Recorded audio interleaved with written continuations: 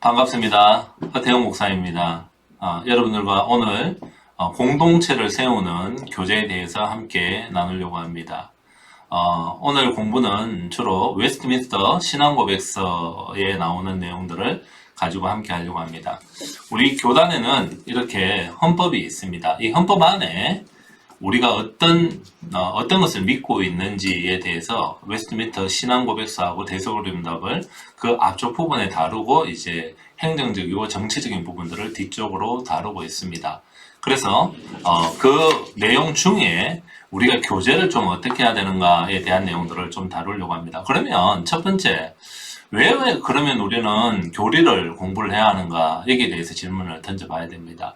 목사님의 직분에 대해서 이야기할 때 제일 중요한 것 중에 하나가 뭐냐고 하면 말씀을 가르치는 겁니다. 근데 이 말씀을 가르칠 때에 바르게 가르치는 건 당연하죠. 근데 한 가지가 더 있습니다. 그게 뭐냐면 전체 성경을 가르쳐야 된다라는 거죠. 그러면 우리가 목사님이 부임하셔서 창세기부터 요한계시록까지 강연을 한다 하더라도 그 평생을 그걸 한다 하더라도 이제 설교로 다 가르치기 참 어렵고 또 어떤 사람이 빠질 수도 있기 때문에 참 쉽지는 않습니다. 그래서 우리의 선배들이 전체 성경에 빠지지 않고 가르쳐야 될 내용들이 어떤 것들이 있는가 그걸 모아서 우리의 고백서와 대수거리 문답에 거기에 넣어놨다는 겁니다. 그래서 우리는 이 교리를 공부함으로 해서 성경을 더 정확하게 알고 바르게 알기 위해서 공부를 해야 된다는 겁니다. 누구나 관점을 갖고 있습니다. 성경만 보면 되죠 라고 하는데 자신이 이미 성경만 보면 되죠 라고 하는 거기에 이미 관점이 있듯이 우리가 바른 관점으로 성경을 볼 수 있도록 하기 위해서 우리 선배가 이미 만들고 정리해 놓았던 이 원리들을 잘 배워가는 것들이 중요합니다. 그래서 오늘 두 번째로 보면 우리 교회 신조에 대해서 이야기를 하고 있는 부분에 24장부터 30장 웨스트민스터 신앙고백서를 좀 볼 필요가 있습니다. 이 첫 번째 보면 결혼의 그 24장에 보면 결혼과 이혼에 대해서 있는데 제일 중요한 25장이 뭘 이야기를 하고 있냐면은 교회에 대해서 이야기를 하고 있습니다. 그럼 교회는 어떤 곳이냐? 성도들이 결혼을 통해서 가입이 되고 그 다음에 27장에 성례에 대해서 이야기하는데 27장에 말하고 있듯이 성례를 통해서 세례를 통해서 교회가 교인으로 받아들이는 그 일들이 있다는 것을 중심에 두고 이야기하고 있습니다. 그래서 26장 우리가 오늘 주로 다루려고 하는 교제에 관하여 라고 하는 것은 이 교회가 형성이 됐다고 한다면 도대체 어떻게 교제하고 함께 가야 하는가에 대한 이야기를 다루고 있다. 그렇게 봐야 합니다. 쭉 보면 27장에 성례에 대해서 이야기를 할 때 세례와 성찬에 대한 이야기를 하는데 세례를 통해서 가입되고 성찬을 통해서 하나가 유지된다. 좀 더 나눠서 28장, 29장은 세례와 성찬에 대해서 좀 더 이야기를 하고 있습니다. 또한 30장에 보면 권증에 대해서 이야기를 하고 있습니다. 교회는 어때야 됩니까? 결혼을 통해서 가입되는 것과 세례를 통해서 가입되는 것이 있지만 이것을 유지하기 위해서는 권증이 필요하다는 겁니다. 하나님의 말씀을 바르게 따라서 살아가고 있는지 아니면 내가 잘못된 길을 가고 있는지 그것을 공식적으로 이야기할 수 있는 것이 권증이고 그렇게 함으로 교회가 건강해질 수 있다. 그렇게 볼 수 있습니다. 이제 본문으로 들어가서 26장 성도의 교제에 관하여 우리 한번 다뤄보려고 합니다. 자, 1절을 제가 한번 읽어보겠습니다. 모든 성도는 성령과 신앙으로 말미암아 머리이신 예수 그리스도와 연합하여 그의 은혜, 고난, 죽음, 부활과 영광 중에 그와 친교를 가진다.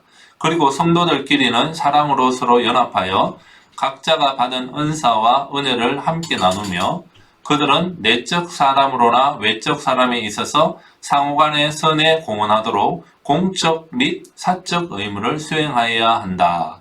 여기서 우리가 생각해야 되는 모든 성도입니다. 모든 성도라는 말은 나는 해당 없다 이렇게 말을 못하겠죠. 어떻게 해야 되느냐? 성령과 신앙으로 말미암아 우리에게 주신 성령 하나님으로 말미암아 그리고 또 신앙으로 말미암아 예수님을 믿는 신앙으로 말미암아 예수 그리스도와 연합해야 되고 성도들끼리 서로 연합해야 된다. 이 두 가지를 강조하는 거죠. 그럼 우리는 교제 내지는 연합을 생각할 때 두 가지를 함께 생각해야 됩니다. 하나는 예수 그리스도와 연합되는 거. 그 예수 그리스도와 연합된 사람은 또 어떻게 됩니까? 성도들끼리도 연합하고 교제를 해야 된다. 그 이야기를 하고 있는 것입니다.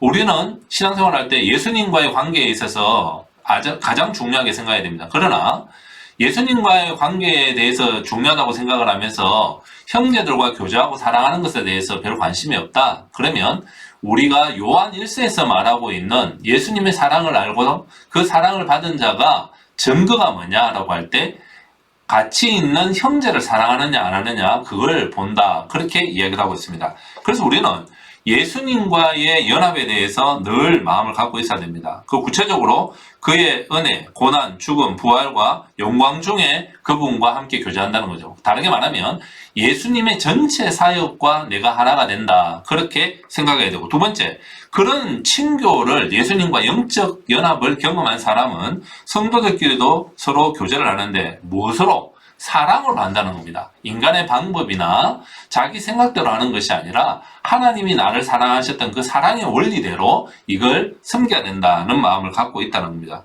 근데 그렇게 섬길 때 어떻게 하느냐? 각자의 받은 은사와 은혜를 나눔으로 그게 가능하다는 겁니다. 사랑을 하는데 나에게 주신 하나님의 선물이 뭐냐라는 거. 다른 사람을 섬길 수 있고 교회를 세우기 위해서 주신 선물이 뭔지를 잘 알고 그 선물을 가지고 섬길 수 있도록 만들어가는 것들을 생각하고 있습니다. 자, 그러면 내가 갖고 있는 것을 다른 사람을 위해서 섬기고 나가는데 어떻게 구체적으로 다른 사람을 섬겨야 되느냐? 이때에 필요한 단어가 내적, 외적입니다. 내적이라는 말은 뭘까요? 내적 사람이다라고 할 때 그 사람의 정서적인 부분, 신앙적인 부분, 그 힘들어하고 있는 그 마음적인 부분과 신앙의 부분들을 잘 점검하여서 그리스도와 연합하고 성도 간에 교제할 수 있도록 도와야 된다는 겁니다. 외적 사람으로 할 때 외적이 무엇입니까? 그 사람이 갖고 있는 외부적인 건강이나 재정적인 구조나 어려움들을 우리가 보고 체크해야 된다는 거예요. 여기서 중요한 것 중에 하나가 우리는 다리를 깁스해서 오는 사람들에 대해서 안타까운 마음으로 다리가 참 어떻게 하다 그렇겠습니까? 라고 말을 하는데 정서적으로 힘든 사람에 대해서는 어떻게 합니까? 쉽지 않다는 거죠. 왠지 어색하고 뭘 어떻게 해야 될지 잘 모릅니다. 맞습니다. 그럴 때 우리는 다른 사람을 섬기기 위해서 정서적인 부분을 이해하고 공감하고 다뤄주는 연습들도 하는 것이 필요하겠죠. 존 파이퍼 목사님이 쓴 하나님의 숨겨진 미소라고 하는 책이 있습니다. 오래된 전 책인데 품절이 되어 있긴 하지만 그 책에 보게 되면 정서적으로 힘든 사람들을 어떻게 섬겨야 하는가에 대한 부분들을 잘 다루고 있는 것을 우리가 볼 수 있습니다. 그래서 그 원리를 따라 섬길 때 우리가 힘들어하고 있는 부분들도 잘 연습을 해서 정서적으로 힘든 사람도 내가 어떻게 도울까? 그런 마음을 갖는 것도 아주 필요하다. 그렇게 생각할 수 있는 것입니다. 자, 그 다음에 이런 1절에서 이야기할 때 제일 중요한 것 중에 하나가 뭐냐면 나에게 준 은사가 우리를 위해 사용돼야 된다는 것을 잊지 않아야 된다는 겁니다. 나에게 준 은사가 우리를 위해서 사용돼야 된다고 그걸 키워드로 생각하게 되면 나도 살고 내가 섬겨야 될 사람도 산다는 겁니다. 교회는 우리가 살아갈 수 있는 어머니와 같은 품입니다. 그러기 위해서는 우리가 그 자녀들답게 서로 사랑하고 또 섬기는데 내 은사가 나의 것이 아니라 우리의 것이다라는 것을 생각하는 것들이 아주 중요하겠죠. 자, 두 번째 2절에 보게 되면 2절을 제가 한번 읽어보겠습니다. 신앙 고백을 한 성도들은 하나님 예배, 상호 건덕에 도움을 주는 영적 봉사의 실시, 각자의 능력과 필요에 따라 외적인 일에 있어서도 서로 돕는 일에 거룩한 친교와 교제를 지속할 의무가 있다.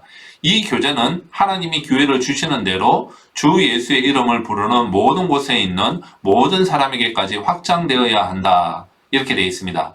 자, 여기서 보면 영적 봉사 그렇게 되어 있습니다. 내적 사람, 하나님의 은혜를 나누고 전하고 또 풍성하게 누리게 하는 그 일들을 우리가 함께 해야 되는 영적 봉사가 아주 중요한데 이 영적 봉사를 할 때 생각해야 되는 게 뭐냐 할 때 두 가지 단어입니다. 하나는 이 영적 봉사를 지속적으로 해야 된다는 겁니다. 지속적으로. 우리가 한번 하다가 말고 그렇게 하는 게 아니죠. 우리 1절에 뭐라고 했습니까? 성령과 믿음에 의해서 우리가 친교가 가능해진다. 그렇게 이야기했죠. 그러면 성령과 믿음을 갖고 이 영적 봉사를 어떻게 해야 되느냐? 지속적으로 하는 것에 대해서 우리의 마음을 갖고 있어야 됩니다. 한 번 하고 말고 하는 게 아니고. 그러면 지속적으로 하기 위해서는 어떻게 됩니까? 다른 사람들과 함께 섬기는 것들이 있어야 되죠. 그거 나중에 좀 다루겠습니다. 자, 두 번째. 그러면 이런 교제는 지속적으로 할 뿐만 아니라 확대돼야 된다는 겁니다. 이 교제가 확대돼야 되는데 어디까지 가야 되느냐? 모든 그리스도인이라고 하는 사람들까지 그 교제가 확대돼야 된다는 거죠. 어떻게요? 내적 사람으로나 외적 사람으로 그들이 그리스도와 붙어 있고 함께 교제하여 하나의 교회를 만들기 위하여 마음을 넓혀야 된다는 겁니다. 우리가 속해 있는 구역, 우리가 속해 있는 전도회, 우리가 속해 있는 기관을 넘어서서 온 서울시민교회가 함께 교제 안으로 들어올 수 있도록 노력해야 된다. 그리고 우리 서울시민교회가 함께 신앙을 고백하고 믿음을 갖고 있는 다른 교회들과 또 고신교회 전체와 세계교회와 함께 연합하여서 하나님의 뜻을 이루어가야 된다. 이게 아주 중요한 이야기를 하고 있는 것입니다. 키워드가 뭐라고요? 하나는 지속, 또 하나는 확장, 이렇습니다. 두 가지를 생각해야 됩니다. 자, 여기서 그러면 우리가 함께 신앙을 고백하고 있는 사람들과 교제하는 것들은 참 좋습니다. 그러면 우리가 예수 믿는 사람들끼리만 교제하면 될까요? 여기서 이제 전도에 대한 문제가 나올 수 있겠죠. 어떻게 생각해야 되겠습니까?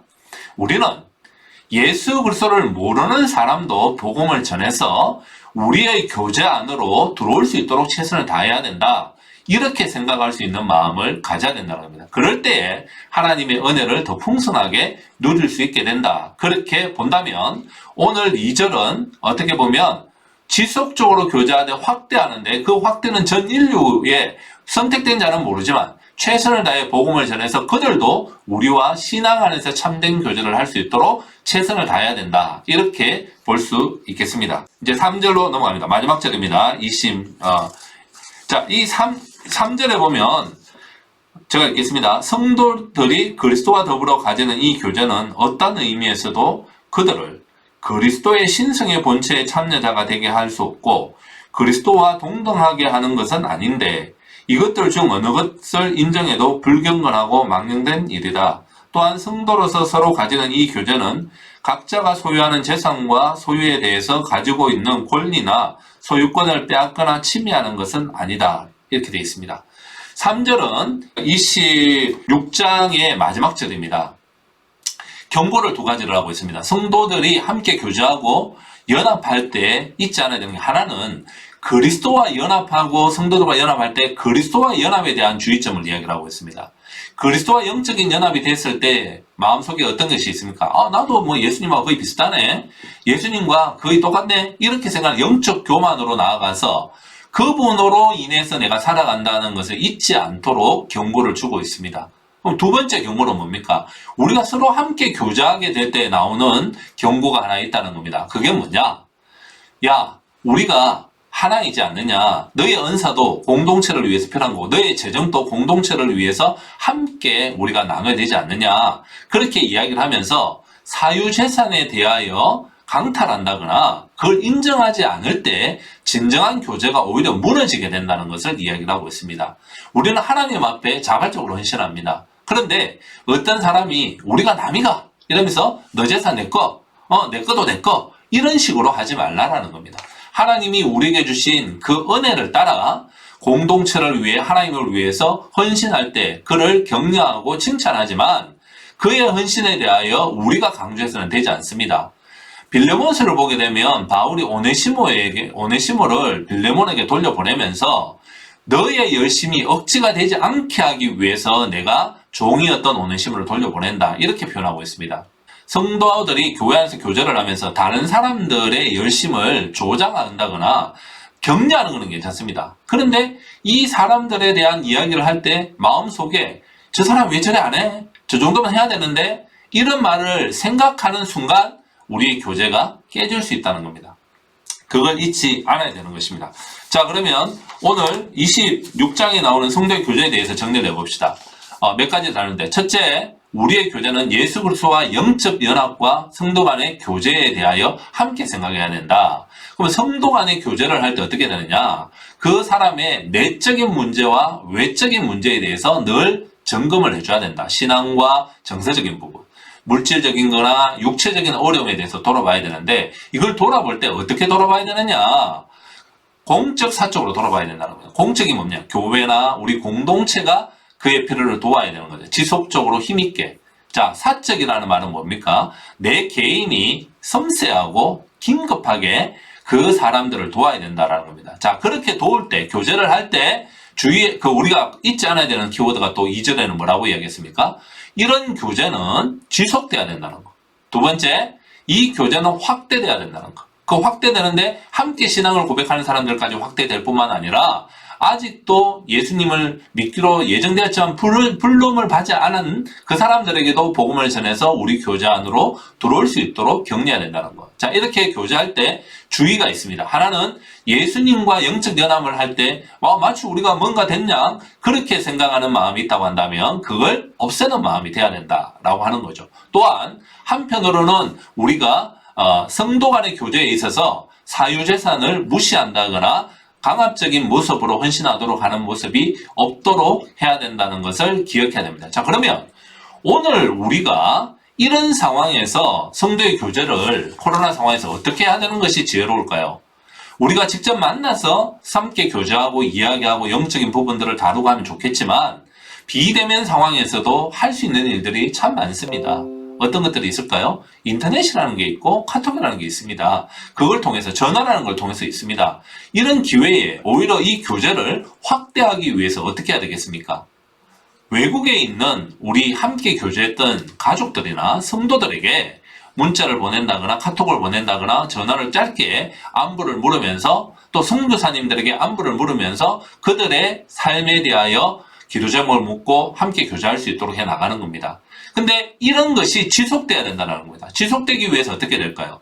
우리가 마음을 불러일으켜서 그 일들에 동참할 수 있도록 격려하고 내 자신이 하나님 은혜 가운데 있는지 생각해 볼 수 있는 마음을 지속적으로 가지는 것이 중요합니다. 그러면 우리가 묻고 싶고 함께 나누고 싶죠. 우리 젊은이들은 최근에 어떻게 하냐면은 어떤 친구에게 맛있는 걸 대접하고 싶은데 직접 만나기는 어려워진 이런 상황에서는 요즘 앱들이 너무 좋은 게 많지 않습니까? 배달 앱을 통해서 그 친구에게 먹을 것을 보내고 나도 그걸 하나 더 주문을 해갖고 둘이가 먹으면서 마치 카페에 있는 것과 같이 교제를 하는 것입니다. 우리 성도님들도 한번 해볼 수 있다고 생각합니다. 우리가 뭔가 이렇게 전달하고 앱을 쓰기 어렵다 그러면 집에 있는 조그만 거라도 이렇게 해서 써서 비닐봉투에 넣어서 그 문고리에 묶어놓고 그러고 난 다음에 집에 와서 맛이 어떤지 물어보면서 전화하고 이런 방법을 통해서 우리 교제가 코로나 상황에서도 지속되고 또 확대돼가는 것들을 잊지 않아야 된다는 거죠. 한 가지만 이야기하고 마치겠습니다. 최근에 함께 사역하는 간사님 중에 동생이 신앙생활을 하다가 낙심에 대해서 잘 안 하고 있는데 이웃집에 있는 잘 모르지만 할머니가 와서 온라인으로 예배를 드려야 되는데 당신이 이걸 어떻게 들어가야 되는지 모르겠다고 왔습니다. 그래서 하는 말이 뭐냐고 하면은 내가 이 교회 예배에 들어가야 되는데 이걸 못 들어가겠다니까 이 핸드폰이 인터넷에 접속이 되지 않는 폰이에요. 그러니까 이 동생이 할머니 그게 안 됩니다. 제가 해가 보여드리겠습니다. 그리고 그 할머니하고 예배를 다 같이 드렸다는 이야기를 하면서 우리가 그런 방법으로도 코로나 상황에서 하나님이 일하고 계신다는 것을 들려주었습니다. 우리의 삶 가운데 우리는 지금 힘들기만 하다고 생각하고 있지만 이런 상황 가운데서도 하나님 우리에게 지혜를 주셔서 기도하면 여러 가지 방법으로 복음이 전거되고 우리의 교제가 확대될 수 있다는 것을 잊지 말고 우리가 예수 그리스도와 연합과 성도들과의 교제를 생각하면서 내적, 외적, 공적, 사적 그리고 지속되고 확대되는 것 예수 그리스도와 연합되었다고 교만하지 않고 성도들과 함께하는 것에 있어서 강요하여서 그 열심이 억지가 되지 않는 일들을 함께 잘 정리해서 이 어려운 코로나 시대를 잘 지나서 오히려 우리가 멀리 있어서 교제하지 못한다고 생각했던 그 사람들과 선교사님과도 오히려 더 깊은 교제가 있는 그런 하루하루가 되기를 원합니다. 오늘 뭘 하시겠습니까? 당장 카톡이나 전화를 통해서 다른 사람들과 교제하고 함께 은혜를 나눌 수 있는 좋은 시간이 되었으면 합니다. 들어주셔서 감사합니다. 또 대면으로도 만나서 많은 교제가 있길 바랍니다. 감사합니다.